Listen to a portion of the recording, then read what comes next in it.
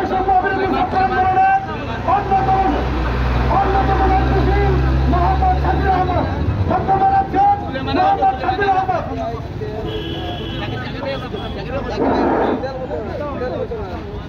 বিসমিল্লাহির রহমানির রহিম। আমি মোহাম্মদ শাকির ইসলাম, আমি একজন ছাত্র, আমি বৈষম্য বিরোধী ছাত্র আন্দোলনের একজন ক্ষুদ্র কর্মী। আন্দোলনের শুরু থেকে শেষ পর্যন্ত আমি সক্রিয়ভাবে জড়িত ছিলাম। 5ই আগস্ট গণবিপ্লবের মুখে হাসিনার পতনের পর আমি 10-15 দিন দেশের সংস্কারের কাজে সকলের সাথে সক্রিয় ভূমিকা পালন করি। পড়ালেখার সুবাদে আমি সিলেট শহরে থাকি দীর্ঘ 9 বছর যাবত। 5ই আগস্ট হাসিনার পতনের 10-15 দিন পর আমি শহরে চলে যাই। যাওয়ার কিছুদিন পর শুনতে পাই আমাদের 9 জন সহযোগীকে জেল বন্দী করেছে মিথ্যা মামলায়। গত 1 অক্টোবর একটা ফোন আসে আমার কাছে, বলে আমার নামে নাকি মামলা হয়েছে, তাও আবার 5ই আগস্ট আন্দোলনের ছাত্রদের উপর হামলার অভিযোগে। আমি শুনে আকাশ থেকে পড়লাম, পরে খোঁজ নিয়ে জানতে পারলাম উপজেলা আওয়ামী লীগের যুগ্ম সাধারণ সম্পাদক ইয়াকুব আলীর ভাতিজি আওয়ামী নেতা শরীফের স্ত্রী পারুল বেগম বাদী হয়ে ওনার ছেলে শিহাবের আক্রমণের অভিযোগে আমাদের নামে মামলা দিয়েছে। এতে শুধু আমি না, আমার সহযোদ্ধা সুহাগ, শাহিন, জাকির ভাই, ইউসুফ আমিন জনিকেও মামলায় জড়ায়।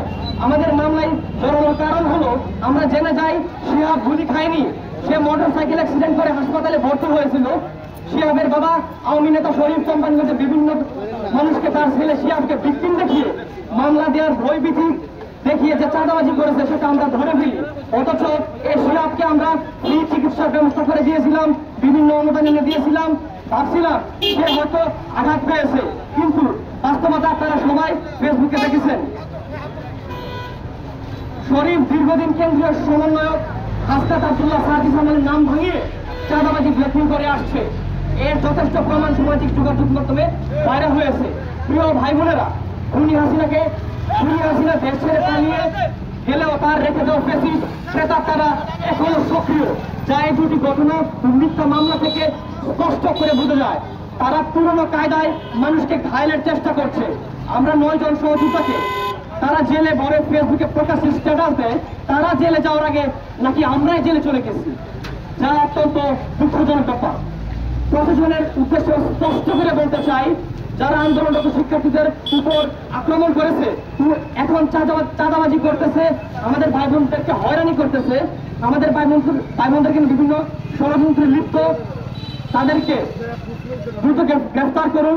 চাঁদাবাজ শরীফকে দ্রুত গ্রেফতার না করলে আমরা তীব্র আন্দোলনের ডাক দিব। আপনারা সবাই জানেন ছাত্র সমাজ কি করতে পারে, পুরো বিশ্ব দেখেছে আমাদের জয়যাত্রা।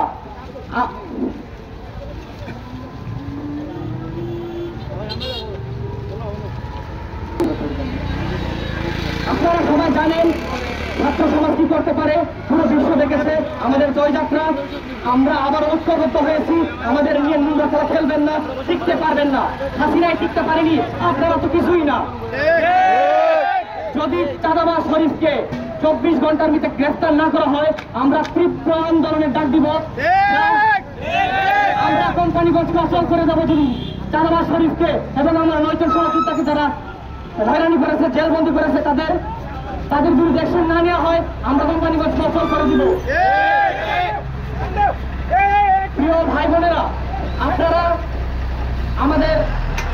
জানেন আমরা 5ই আগস্ট আমাদের নেতৃত্বে, ছাত্র সমাজের নেতৃত্বে হাসিনা পালিয়ে যায়।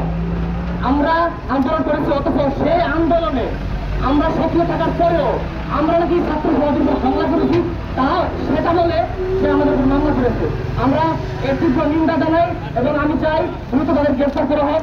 এই বলে আমি আমার সংক্ষিপ্ত বক্তব্য শেষ করছি এবং তার আগে বলে যেতে চাই, শরীফ শুধু চাঁদাবাজ না, সে তার বাবা-মাকে পিটিয়ে জেলে ভরেছিল, মামলা দিয়েছিল।